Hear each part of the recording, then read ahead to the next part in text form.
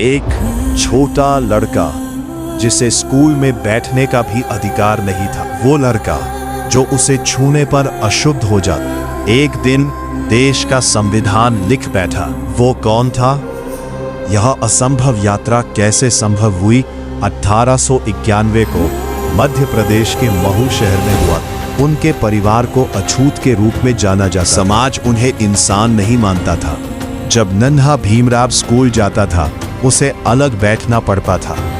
शिक्षक उसे छूते तक नहीं थे। जब वो पानी पीता था तो कोई ऊपर से पानी डालता था, क्योंकि वो खुद पानी को छू नहीं सकता था। इस अपमान, इस पीड़ा ने उसके छोटे से दिल को तोड़ा नहीं, बल्कि इसने उसे और भी मजबूत बना दिया। तमाम बाधाओं के बावजूद भीमा ने निश्चय किया, शिक्षा ही मेरा हथियार है। उन्होंने कड़ी मेहनत करके अपनी पढ़ाई जारी रखी। उन्होंने मुंबई से स्नातक की उपाधि प्राप्त की।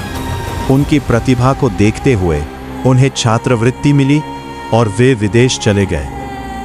विदेश से लौटने के बाद उन्होंने देखा कि भारत में भी वही भेदभाव अभी भी मौजूद है। फिर उसने फैसला किया, इस बार हमें लड़ना ही होगा। उन्होंने अस्पृश्यता और जातिगत भेदभाव के खिलाफ एक आंदोलन शुरू किया।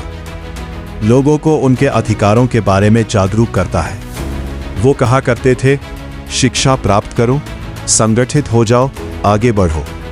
उनका आंदोलन धीरे धीरे पूरे देश में फैल गया। भारत को 1947 में स्वतंत्रता मिली। नए देश को एक मजबूत संविधान की आवश्यकता थी। ये जिम्मेदारी डॉक्टर अंबेडकर को सौंपी गई थी। एक नए देश को एक मजबूत एकीकृत संविधान की आवश्यकता होती है। People's education society 1945। उन्होंने दलित और पिछड़े छात्रों की उच्च शिक्षा के लिए मुंबई में सिद्धार्थ कॉलेज और औरंगाबाद में मिलिंद कॉलेज की स्थापना की। निष्कासित परोपकारी महिला सम्मेलन 1924। अछूतों के बीच इस केंद्रीय संगठन की स्थापना शिक्षा और जागरूकता फैलाने के लिए की गई थी। भारतीय रिजर्व बैंक RBI योजना, हालांकि इसकी स्थापना सीधे तौर पर नहीं की गई थी, लेकिन हिल्टन यंग आयोग ने अंबेडकर की पुस्तक the problem of the rupee से लिए गए विचारों और दिशा निर्देशों के आधार पर 1935 में इस बैंक की स्थापना की थी। स्वतंत्र श्रमिक दल 1936। उन्होंने श्रमिकों के राजनीतिक अधिकारों की रक्षा के लिए इस दल का गठन किया।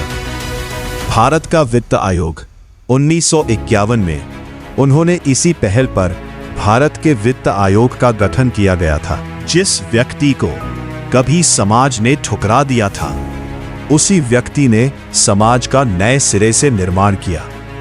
भीमराव रामजी अंबेडकर सिर्फ एक नाम नहीं है, वह एक प्रेरणा है, एक क्रांति है।